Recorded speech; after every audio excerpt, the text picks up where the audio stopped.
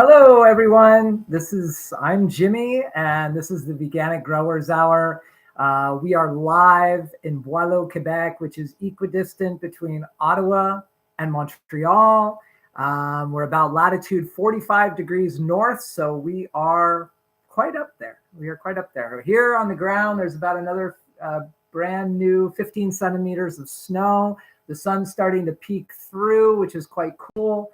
And it's not that cold. It's about -4 degrees. So quite fun. Anyway, thank you for those of you who have joined us before. Thank you that joined us last year. Those of you who are new, welcome.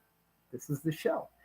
So last year's 18 episodes were mostly about getting you started with some advanced thoughts and techniques thrown in.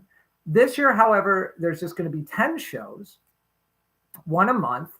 And we're going to take our skills further so that we plant more for all beings, harvest more with longer seasons, both in the spring and in the fall. And incidentally, you can watch all of my shows from last year on my YouTube channel here. They're all available free, just like this one will be after. So yeah, if you have to come in and out, it's not a big deal. You can check it all later. You can even just listen to it like it's podcast. So 2 plugs before we start. Very exciting news around here. My book, The Veganic Grower's Handbook, is now out. There are people that have already been getting it. It's very exciting. It wasn't supposed to be released until the 14th of February, but there are some places having it. If you've ordered it already, thank you. If you haven't, let me entice you a little bit. So there's the cover. Very, very pretty. The editors did an absolutely beautiful job. And inside, along with the text, there's some beautiful pictures throughout, as well as botanical descriptions in botanical illustrations in the crop profiles, like cabbage. So anyway, it has been my this basically everything that I've been doing over the last 25 years is a compilation in this book. So if you're enticed by this show and enticed by this very beautiful cover, go and pick it up. And where can you do that? Well, check out any independent bookstore close to you. Most of them have it available online. Some will even have it in stores from coast to coast in Canada and on the East Coast of the United States. But you can find it almost anywhere online. If you're not into the indie bookstores, you can also go through Amazon or Barnes & Noble or Chapters or Indigo. But you know what? Those companies are always going to get there. So if you can give indie a shot, I think everybody would appreciate it. So that's the first plug. Second plug. I don't know how many people out there are friends of mine on Facebook, but me and my team last year, we started the Certified Veganic certification for small farmers. People that are going to be selling produce. This is now live and active. We are all there. There's a team of 3 of us to help you, guide you along the way through the certification process. This is brand new. We're not affiliated at all with the organic certification of the USDA or Canadian Organic Program. We are certifiedveganic.org. You can check that out at your leisure if you're interested in selling food. I'm going to go ahead and give a shout out to everyone that was here last year. Pizzas and Sugar, welcome again from Nova Scotia. And from St. Lazare, Quebec, welcome. And Catherine from Quebec City, welcome back. So this is very cool. Thank you all. This is awesome. All right. So as we go along, and Vegan Meg from Quebec, who is one of my, I have to say, has been one of my most ardent supporters, was instrumental in last minute editing of the Veganic Growers Handbook. So Meg, merci, thank you. Without you, it wouldn't even be there. So my blessings go out to you. Thank you. All right. So as we go, if you have questions of what we're talking about, or if things are just popping into your mind, go ahead and send out a question. As soon as I see it, I will answer it. So we're going to kick it off with intelligent space allocation. Now, this does not have anything to do with the smartphone, which I don't even have one. So I am not talking about having an intelligent smartphone app. But what I am talking about is using the amount of space that we have to grow on our homesteads or on our small farms extremely intelligently. The smaller that we are, the less space that we have. So the more thinking needs to go into it before we start as to exactly what it is that we want to put into our bodies and what we can produce that is for all creatures to share. So when we're looking at what we want to plant, that's exactly it. We want to plant diversity for us, but we also want to plant diversity so that we understand that all life follows soil life. So we want to first start with creating a living soil. When you have a living soil, the plant life will follow. Soon after that will be the insect life and the mammal life and the bird life. And it all just continues to cycle. When we go dormant, like we do up here in the north, everything kind of goes to rest. However, what's interesting is the soil is still working. It's still pretty warm under there. The mammals are under there. The mice and the shrews and the moles and the voles are all running around. Right now we have red squirrels running around everywhere, and they create little tunnels under the snow. And if you dig down into the snow, the grass is still, the ground is still relatively open. It hasn't been that cold. It's not frozen solid like in years past. So there are things working. The life of the soil, all those microscopic organisms are working.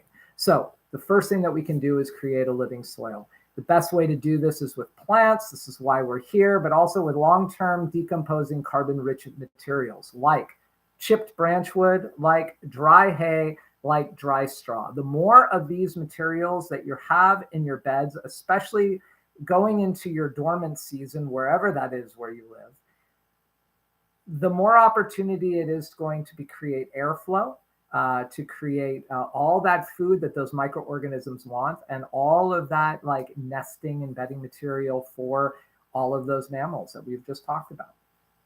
It's also true that toads, wherever I've lived and farmed in Arizona, as well as here, the toads, they all bury in the ground. And then when it gets warm enough, they all come out, right? So they need to have a little bit more protection, especially when it gets cold. So these are all the things that we want to consider when we're thinking about the living soil. Absolutely important. Doesn't matter if it's our first garden. Doesn't matter if we've been doing this for 50 years. Living soil. Plant residues resting in place is absolutely the best way to get almost free nutriment for your soil. So instead of like creating these clean garden beds, and I was at fault of this in Arizona as well, and in other places I've worked, I've seen this happen. No, you want to just leave it all there. Let everything go on top of it. You want the rain to fall on top of it. You want the snow to fall on top of it. In the spring, you want to leave it there till the last possible moment.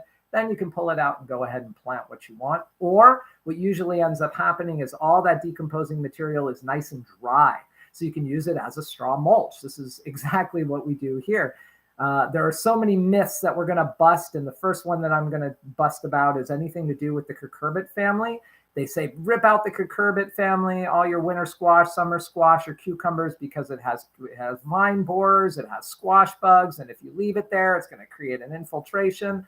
No, actually what's going to end up happening is you're going to have all those insects maybe live over the winter. And if they do live, what's going to live with them? Well, those beings that would like to eat them. So if you have toads that rest under place, and this is very interesting, in Arizona, we had a huge squash bug problem, but the field, what they called fence lizards, would eat the adults. So if you create an environment for the fence lizards, it really doesn't matter how many squash bugs you have there. The whole cycle works. So to go back to straw mulching, we would take all that dry material from the cucurbits. If we didn't have any other dry material anywhere and we had cucurbits that we planted, our winter squash, we would just go ahead and put it back. And guess what? No squash vine borers, no squash beetles, no problems with the squash at all. Maybe because of that predator-prey relationship that happens, things that we don't even think about are going around this all the time. So myth busting, love it. Absolutely love it on the show.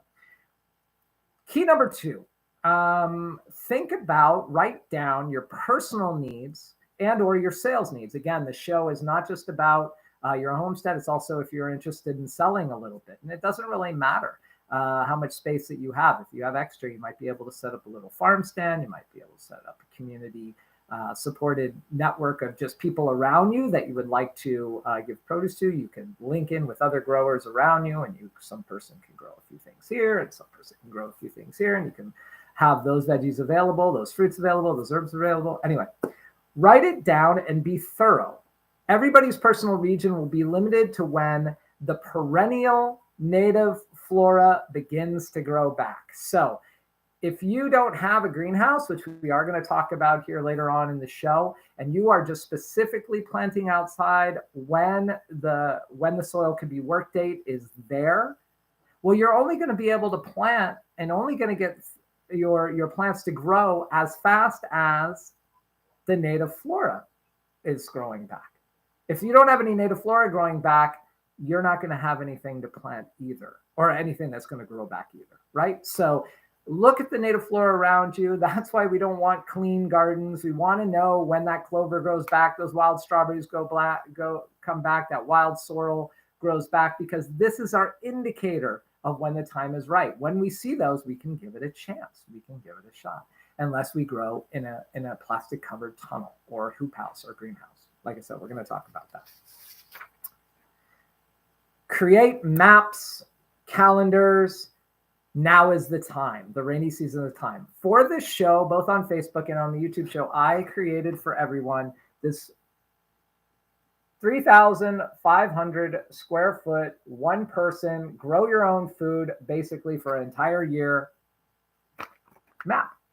I mean, these are 50-foot beds by 2.5-foot beds. And if you were to plant this, you would be eating your own food year-round to some degree. This is basically exactly what we do here at Ferme de l'Aube, except we times this whole thing by 5.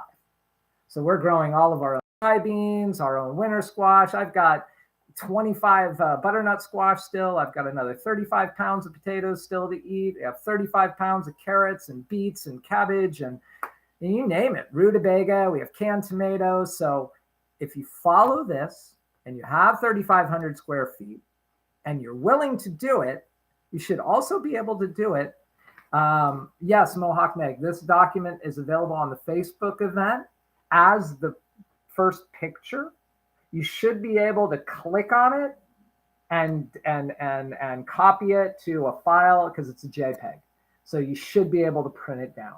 If not, send me a message and I'll attach the JPEG.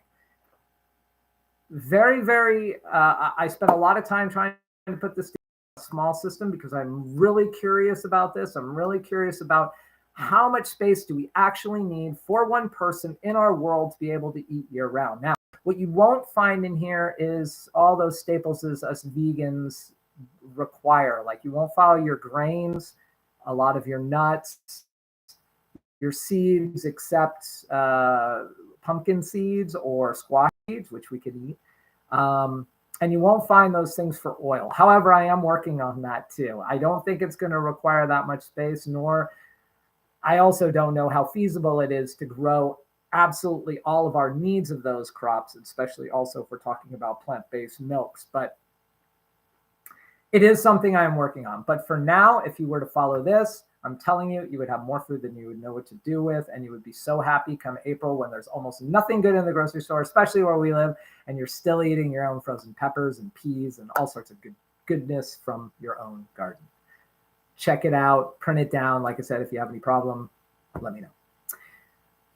Always talked about this a little bit, but plant for a diversity of native fauna and insects in the garden spaces. Don't be freaked out about planting so that mice come in. You want mice to come into your gardens. They help chew up some of the bigger plant materials. Yes, they will eat some of your garden seedlings and they will eat some of your seeds. That's what we do. But later in the shows, we'll talk about season protection practices so that you can at least get your plants to a point where if they do get chewed a little bit, it's not a big deal. But the one thing I can say about that right away is always plant a little bit extra. Plant a little bit more for all the native friends that have been there way longer than we have. So think about when you're planting those things, some of those plants that are flowering early. So those flowers, and it's not necessarily plants for flowers. I'm thinking more along the lines of plants that we eat, like coriander, like radishes, like mustard greens. These are some of the most amazing first flowers to come through that are not the native flora that we can plant, that the bees just absolutely go gaga over. So if we have radishes that are going to flower, which then we can save seed for, which is part of the whole circle of them planting our own radishes, or we can have mustard greens, or we can have the cilantro. There's also other things that will end up happening. When they do go to seed, you collect what you want, then you're going to have what's going to be like a volunteer patch. So you're going to have volunteer patches of cilantro, which what I have noticed, which is always so fascinating, and I've noticed this wherever I've been over my journey, the volunteers always seem to grow better than the seeds that we plant. Even if we see seed from the same plants that actually made the volunteers, something about them knowing exactly what they want to germinate to create that beautiful patch of whatever it is that we're talking about. So cilantro, mustard greens, radishes. There you go. Give it a shot. It's really cool. Oh yeah, and I said this too. I really believe, and I kind of came up with this thought as I was thinking about the cucurbit situation. I really believe. Well, it's twofold. The reason why we have so many insect pressures in our agricultural world. The first one is we use way too many insecticides. We need to stop right away.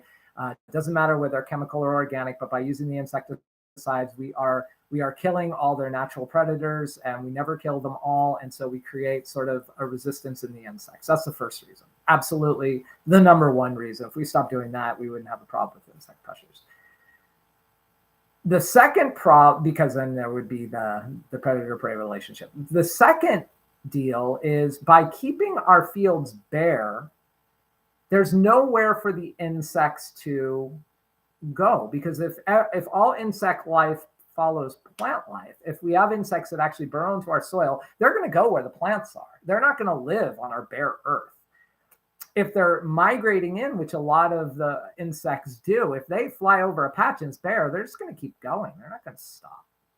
So by leaving all of that material, leaving sort of those living mulches, or just letting the native flora grow, like the native clover, native vetch, native yarrow, native amaranth, or not, it's not really native amaranth, but amaranth to grow back, then the insects are going to be able to find their homes. They're going to find their way, and they're going to be there for you to help you, because the majority of the time they are to help. And even if the ones that are there that are eating our stuff, there is someone else who wishes them to nourish their families. So we always need to think about this. This is the veganic way of looking at things.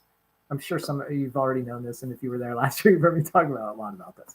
All right, continuing. Key number 5. Only plant as much as you, your family, your team can handle efficiently. And I'm talking about space. In Arizona, I had a 1-acre farm. I wasn't vegan then. I had chickens and goats, and it was 2 people working full-time, 365 days a year. I had 1 person doing construction projects. I had another full-time person during the season. I had another part-time person during the season, and we even had another person working 2 days a week helping us pack veggies on a 1-acre farm. That's unsustainable. I just didn't find that sustainable. What we wanted to create here is we wanted to find the absolute smallest farm that we could find to see how much labor it would require just for the people living there, with no employees, no volunteers, no woofers, nothing like that, just to see if we could handle and how much we could handle. And what I realized is ½ acre is really the limit.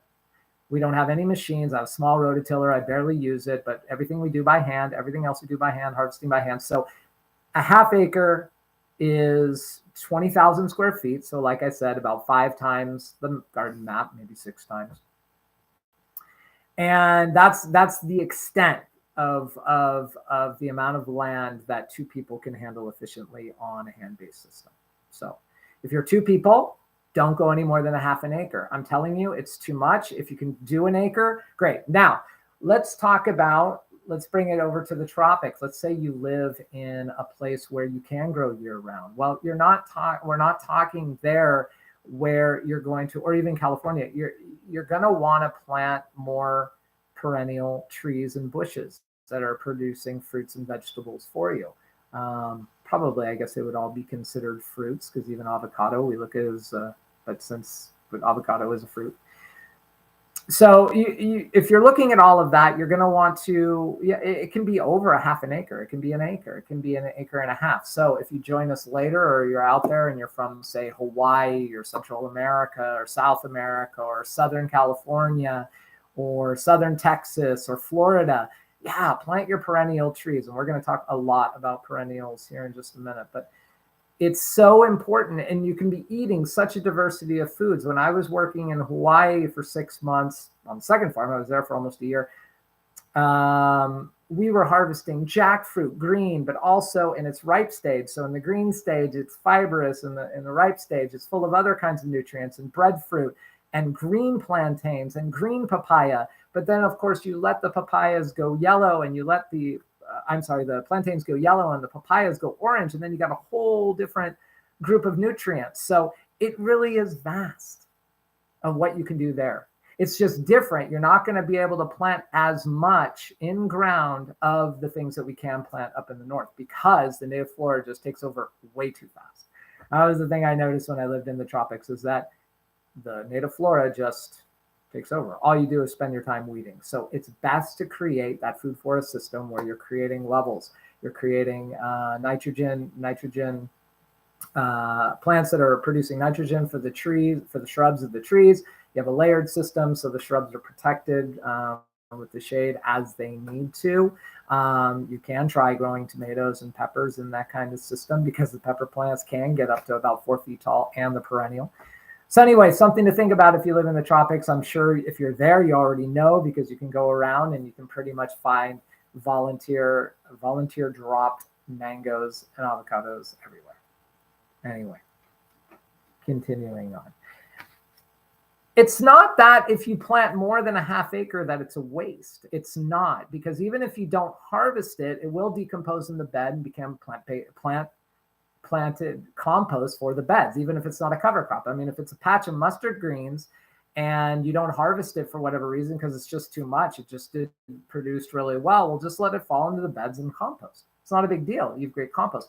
Where we become inefficient is if we harvest it and then we don't eat it. Now, even then it becomes compost, so it's not wasted. That compost gets returned to the soil. But we are losing the time in preparing the beds, seeding, maintenance, harvesting, and our time is the most precious commodity that we have as growers. So this is about intelligent planning. Think about what it is you like to eat. Think about when you want to eat it. Think about how much you think you're going to need. Think about how much time you're going to have to process it. And that's how you plan your gardens. Hopefully that makes sense. It's really difficult the first year if you haven't done this before, but hopefully you have done it before. But after 1 year, it really gets easier. And now after, 7, 8, 10 years, it becomes really easy. Really, you're only just adjusting a few things. Continuing on. Key number 6. This is for the whole body, mind, and spirit of us all. Spend every day, at least some of the day, in the garden with your feet and hands in the dirt. This is natural healing at its finest. There's nothing better for our physical human selves. There's actually studies out there. Scientists have proven that there's actually, I'll think of the word in a minute. There are hormones in the soil, not hormones in the soil. There are, I'm going to forget it. Anyway, the soil has the ability to make us feel better. There is a word, and I will remember it. But if you are every day with your feet and your hands in the soil, then a lot of your troubles go away. At least the time that you have your hands and feet in the soil. All right, continuing on. So I'm just going to make a note on end time for that particular section. Establishing perennials and biennials. Like I was talking about, I personally once thought that I was going to live in a place that would never freeze again. Well, that's a shocker. I ended up here, but that's okay. I love it here. But I really did think that when I left my farm in Arizona in 2009, I really thought that I was going to end up in Mexico or Central America or in Hawaii. But as it turns out, that didn't happen. However, if I were to be there, like I said, I would be planting a lot of shrubs and perennial trees. A lot more than I would maintenance crops or annual crops, and even the crops that can be considered perennial down there, like all the Solanaceae family. And it was really because it just seemed like it was ultimately too complicated. It doesn't mean you shouldn't. It just means that you shouldn't maybe do it outside in kind of a food forest system like we can here. There was a very interesting gentleman that I met, a French vegan who married a Costa Rican woman. He lived in a place called Finca Inti Talamanca, and that was outside of Puerto Viejo in Costa Rica. And by the way, Pura Vida. And he did a farmer's market every Saturday, and he brought some of his own tree fruits. He was doing a veganic permaculture system, so he had the whole layering process. And at the time, that was in 2011, it was super complicated for me to understand, but I did get his point of what he was trying to do. He tried to grow tomatoes outside, and what was interesting is the tomatoes there you would just kind of put on the side. And because tomato roots, they like tomato stems, they like to put out their roots kind of wherever, they would just kind of grip, and then they would just kind of grow and become a vining plant. But the tomatoes, because of the humidity, wouldn't do all that well. So he had built himself a very rustic, plastic covered bamboo pole shelter where he grew in bamboo about this side cut in half greens. He grew arugula specifically, and he would grow, he would seed it, and every 24 days or so he would cut it and he would take it to the farmer's market. And because there it was so hard to find any kind of greens anytime at any season, it would just go nuts. Like we would go with 20, 30 packages. They'd be gone in 10 minutes.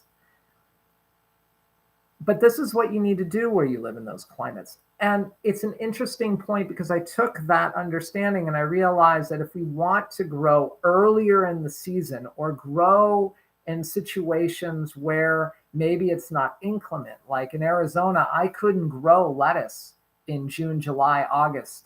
It was just way too hot, too much sun, 110 degrees by 10 o'clock. It didn't work. But by using a system, not maybe with plastic, but by using, say, a screen netting or even a shade cloth over just a small section, maybe I could have grown 30 heads every few weeks to be able to sell. These are all ideas that we can incorporate no matter where we live. Even if we think that we cannot grow a certain fruit, vegetable, or herb, it's possible that we can. We just have to try to manipulate the weather just a little bit to our favor. Best way to do that is to protect it from the winds, from the rains, from the heat, or even from the humidity. And we can either do that with tunnels and greenhouses, or we can even do that with small hooped netted rows, like he did there with his little. And I did that another time in Panama. We built raised beds. The farmer there or the owner there wanted to have beds where we grew beans, both pole beans and bush beans. And so I did. I built a bamboo pole, recycled plastic covered. I think he had some sheeted plastic from one of his other projects that we used. We put on top. It was a little flimsy. We planted black beans, and we were there 2.5 months. And by the time we were leaving, they were potting. So there you go. Whereas outside, they would have just gotten totally engulfed by the native flora. It would have been impossible to grow them outside. But there, in a little bit of a controlled environment, wide open. Still, insects could come in, birds can come in, mammals could come in, but it was just protected just a little bit from the rains. And we could go ahead and adjust. All right, enough about the tropics. Mostly everybody out there isn't from there. It's just if you're there. There we go. Here in the north, the snows block our growth. There was a really, really excellent question on last night's Veganic Gardeners Question Time by the Vegan Organic Network. And I would like to answer that because that was just a really excellent question. It was, I love the idea of veganics. This person was, I think, from Manchester. I love the ideas of veganics and want to get started. What can I plant now? And Sparrow, I think his name was Sparrow, who is the lead grower of Tolhurst Organic, which is the world's longest running veganic farm in England. Well, in the world, but it's situated in England, said that it's just not possible. The light's not there. The heat's not there. So it's really best to wait. I agree with the caveat. And the caveat is, if you were smart in your intelligent planning and you planted spinach last year, even outside, or even better in a small greenhouse, you'd be eating spinach right now, just like we did. Just like I saw a friend of mine on Facebook, Jennifer from upper northern Pennsylvania, she harvested spinach this morning underneath the snow. Because again, the snow acts as an insulating layer. So it is likely. I mean, here we are, January 26th, and I have baby spinach. I have an unheated greenhouse. It's been cold enough. It's just covered with a row cover to protect it maybe a few degrees, but it doesn't really do much. It doesn't get heated. And sure enough, it's just enough to keep that spinach growing because certain things are like that. In a little bit warmer climates, you can have kale year round. If you live, I think even Meg from Quebec was telling me she was harvesting kale as late as late December. Me, I don't know why, but ours just seems to always get some sort of humidity mildew issue late in the season. But I don't see any reason why, if you live a little bit further south, or if it's not quite as cold, or you don't get quite as snow as here, you just couldn't have kale all around. And with the extra benefit of something like kale, that it's a biennial. So in the next year, it creates seed. You have your own seed. If you let some of the seed shatter, go to the ground, you have baby kale volunteers that you can be eating all the next year. You can have just perennial kale all around from the fact that it's a biennial plant. It just keeps reseeding itself and reseeding itself and reseeding itself. There you go. Veg Meg. We harvest kale leaves from under the snow. That's it, because it has a kind of, I think she said, sort of a kind of a mechanism in the kale leaves that allows it to withstand the freeze. So yeah, man, my brain, 50 years old, my brain's just anyway. So yes, so it's possible. Just think intelligently about how it is that you want to plant. But we really want to talk about how to really ensure the quickest possible way. And it really is to establish perennials, no matter where we live. The perennials that we are eating here, right around the same time that the native flora is pushing up, are things like sorrel, dandelion, both wild and cultivated. There's an Italian dandelion called Catalonia. The Catalonia dandelion is a perennial, and so if you're looking for salad greens, these are great. The sorrel is a little lemony. The dandelion's a little kind of got that chicory, kind of peppery taste. It's amazing in salads at the time of year when there's been really nothing fresh except that little bit of baby spinach grains, but it may not be enough. You can also have lemon balm, stinging nettles. Now, stinging nettles pretty much can grow wild, but you can also cultivate them, plant them for yourselves. And these are some of the richest plants for iron in the families of perennial plants that we can grow. So especially for women during your menstrual cycles, where you do want an influx of iron, nettles are great. Supposedly they are just fantastic, and we eat it here in the season. Also, other plants like asparagus. Asparagus is absolutely the first vegetable to push up from its roots that we are eating. Depending on the year, we can be eating it as early as May. In Arizona, which my season was a little bit different, as early as April. People can be eating as early as March, even as early as mid-February, depending on your conditions. Establish an asparagus bed, and you're going to be good for the next 20 years. And rhubarb. There's a really excellent book out there called Les Saisons des Légumes, written by Marie-Ève Savaria. And she talks about all the different plants, both cultivated and some wild, that you can make sort of veganic recipes with. And the one that I saw was about making rhubarb water.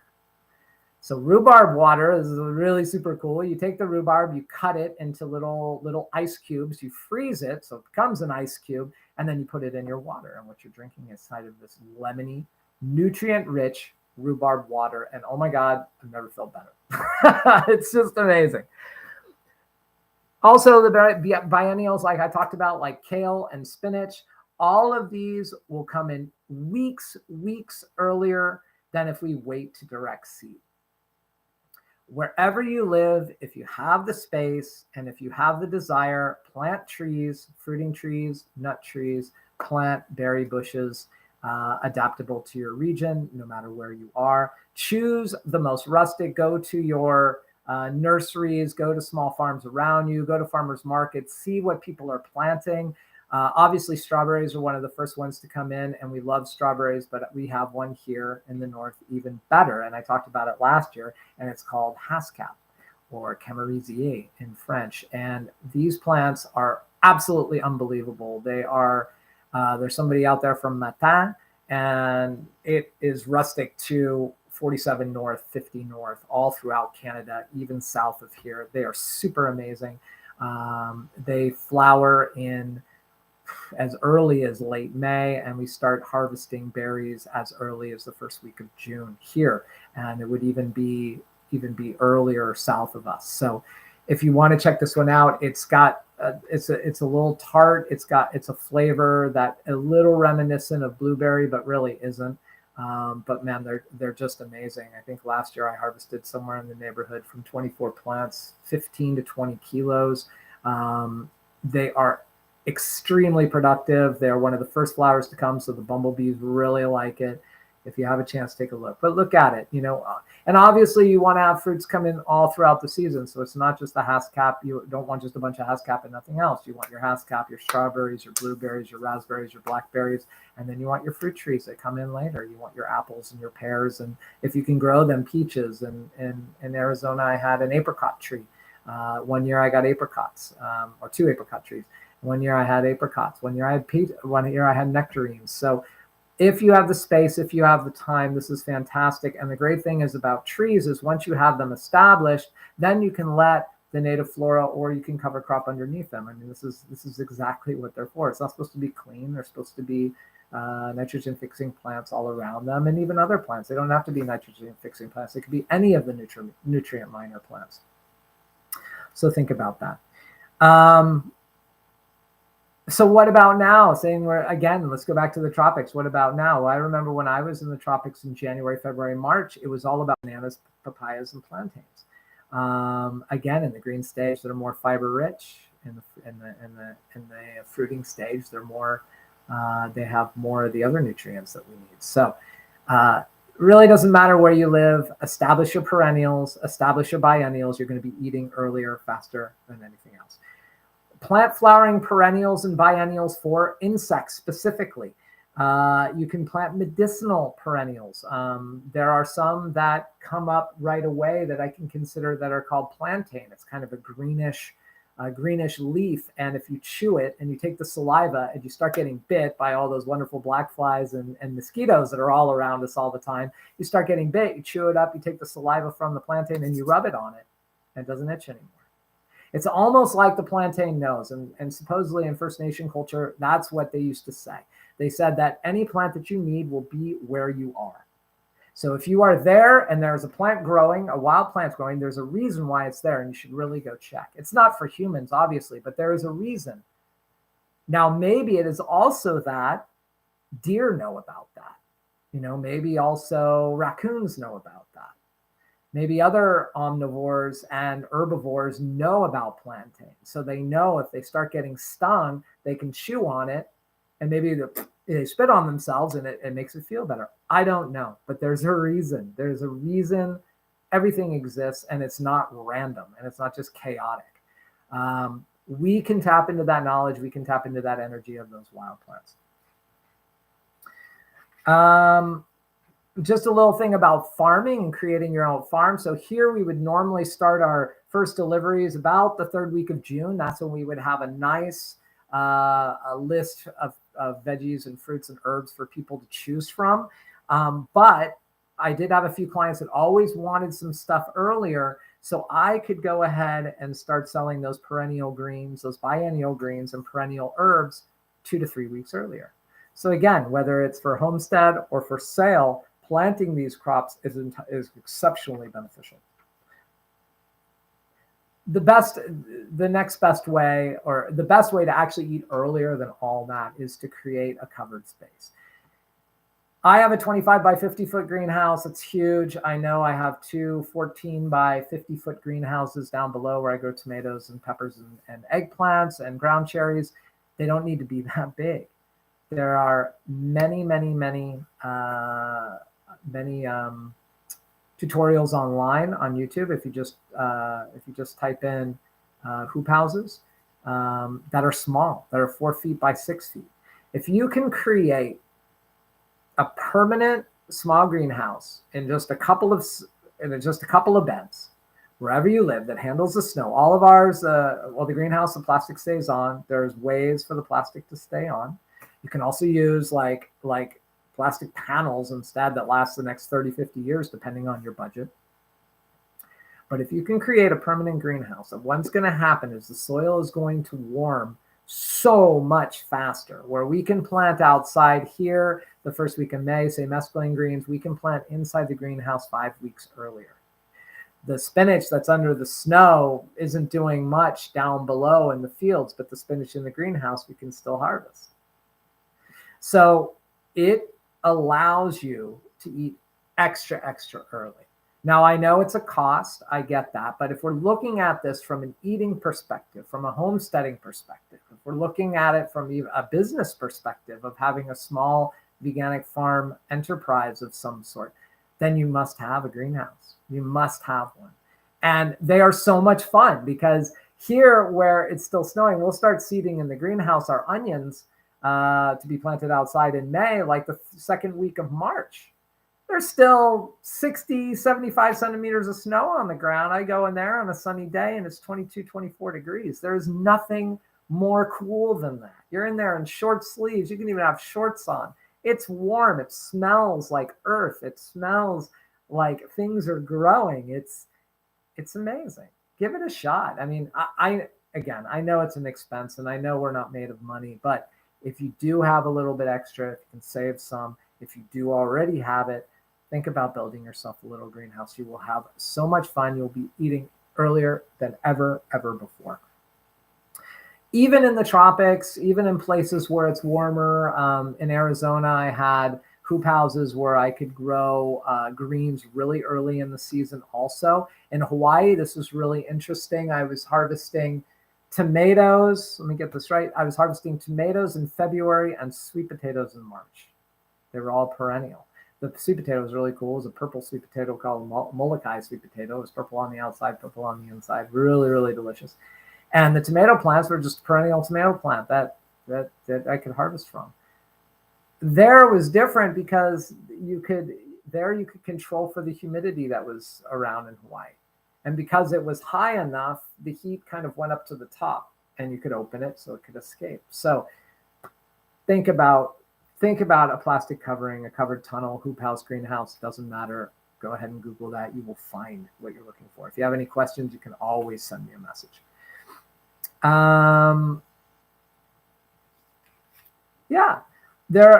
Interestingly, last year I had an interesting conversation with a gentleman from Australia who told me that all he plants is trees and bushes because it's just too much work to grow veg.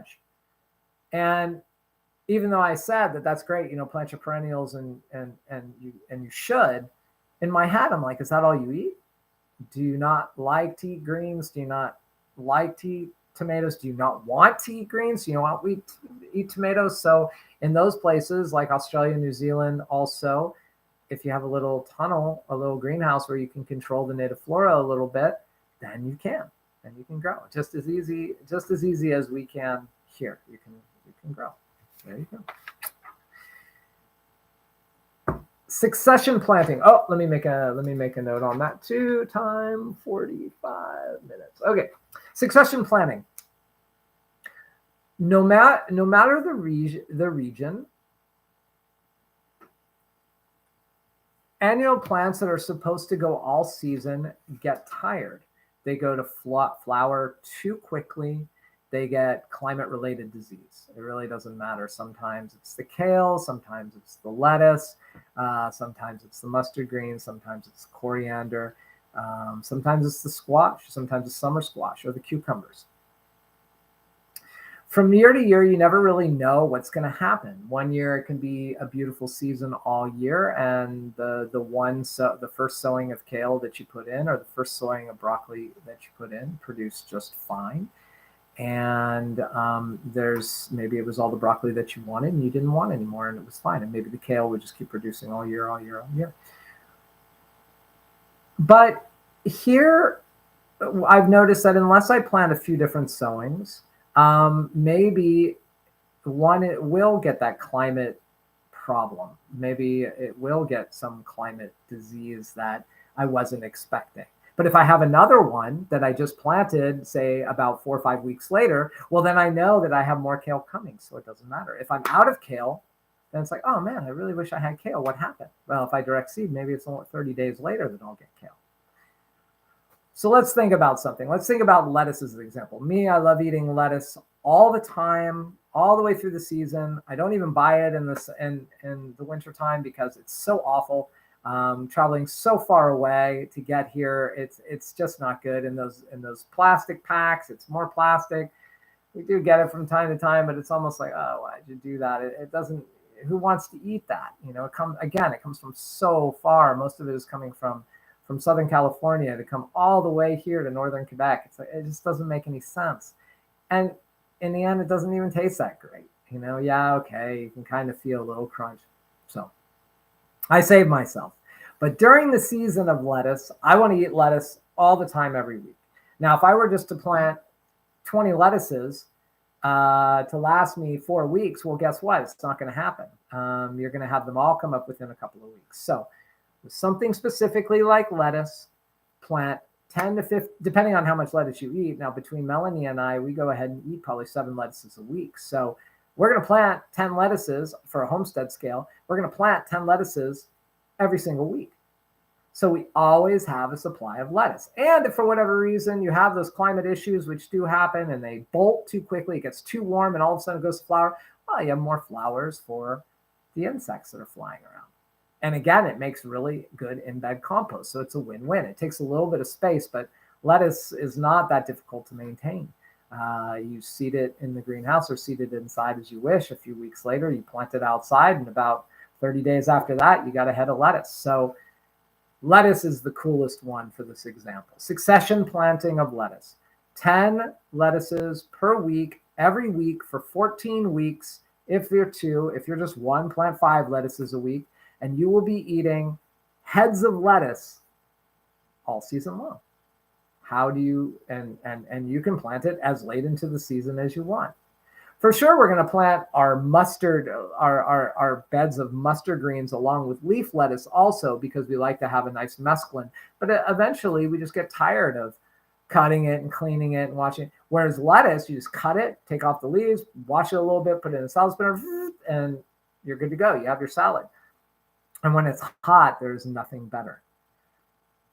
Heads of lettuce are becoming less and less common at farmers markets. And actually what you're seeing is that growers, and this is specifically for farmers, if you are, or anybody who wants to sell, if you are you see them, people are growing these really tiny little lettuces called salad novas. I mean, they're tiny. They're, I don't know, they're like hand size. Like you can eat the top off and then it's gone.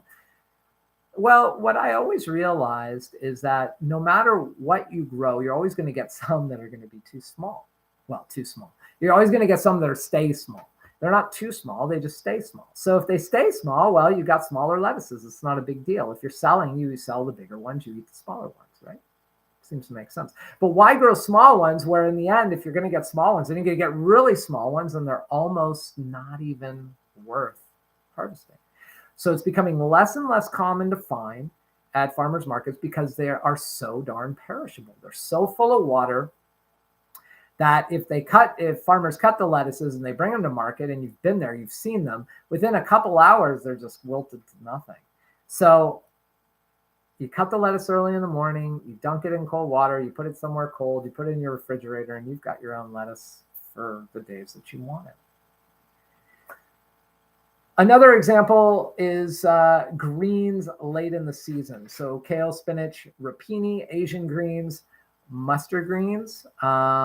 Unless we want to buy the kale and mustards from California. Again, in the winter, the best option, and I didn't even do enough of this year, and I'm crying because I don't have frozen kale or frozen rapini anymore. I'm done.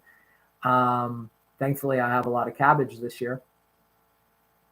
The option is to cut it, blanch it, freeze it, and then you have all the greens that you could possibly need for stir fries, for tofu scrambles, for soups, for stews, however you want to use it, for vegan quiches. It really, really works exceptionally well for almost everything, especially greens like kale and rapini and mustard and sort of a thicker veined mustard green, a heartier mustard green. It's just amazing. So something to think about, bringing it all back around to our intelligent planning. So here we are in January 2023, and I already know that for January 2024, darn it, I'm going to have my own frozen kale, which I don't have anymore. So I know now that I need to make sure that I plant a little bit later in the season, that maybe that third succession even, so that come late October, just before it starts to really start changing temperature, when I start noticing that the kale may be going down from humidity related disease issues, I need to cut it, blanch it, freeze it, and I'm going to have it. So a recap: early harvests, perennials, biennials, figure out a way to have a small greenhouse. Now, just back to that a little bit, kind of thinking about what I did in Panama. Now, when I made the covered boxes for the summertime, they were really only 2 feet by 8 foot boxes. So if we're at a community garden, say we have a community garden. Now I know you can't maybe install something, but let's say you have your own backyard and you have 2 to 3 raised beds, and you want to start producing a lot more. Well, figure out a way to make one of them a permanent covered space, because then the ground's going to be open quicker. So anyway, it doesn't have to be that complicated. There's some PVC tubing or some bendable bamboo, theoretically. I haven't tried this, so theoretically, or a bamboo that's tied with cord that's kind of screwed into the side of the raised bed with some plastic tied down tight so that withstands the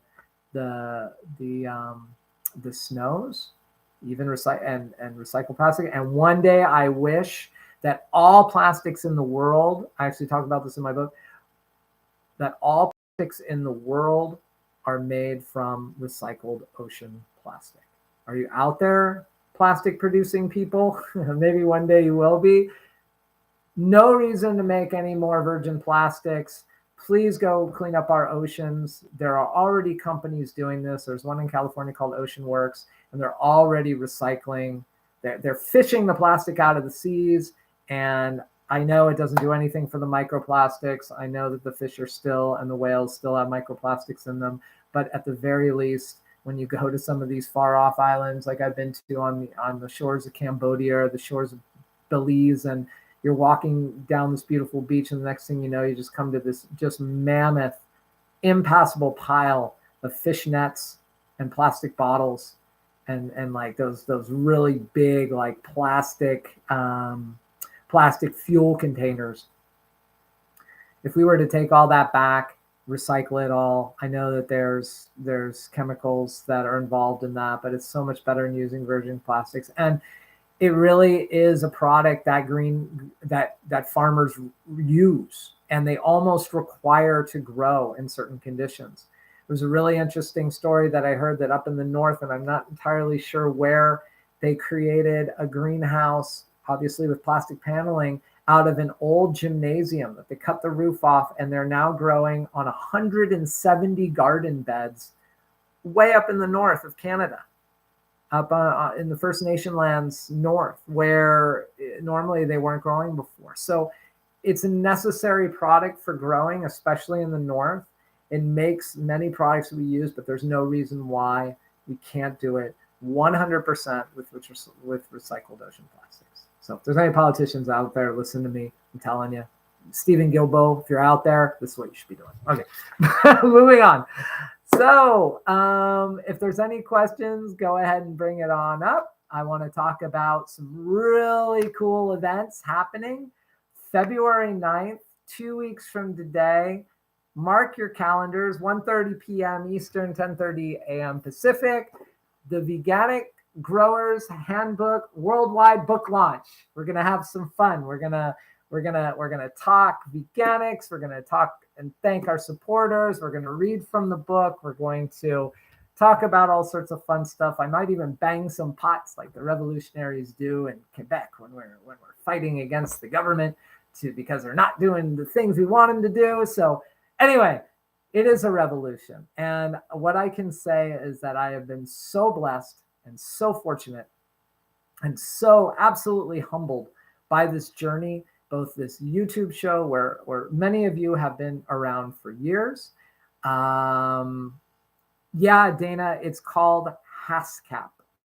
And I don't know if you can find it in California. It's not a strawberry substitute, but it is a bush. It's not a low growing plant. So yeah, Catherine, right? Contact Stephen Gilbo. Absolutely, give him a shout out. Yeah, so I have to say this has just been such an amazing voyage. I didn't even get back on social media until December of 2021. I started this YouTube channel last year. I had no idea if anybody would be interested. I had no idea if we could have some fun together. And what I realized is that we really can. We can have a blast talking about the revolution that can change the way that we grow food, where we are not exploiting animals at all, ever again, in the way that we grow our fruits, vegetables, and herbs. It's just not necessary. We can end it today if we just collectively come together. I am super hopeful that this book brings guidance. I am hopeful that it helps you completely on your growing path.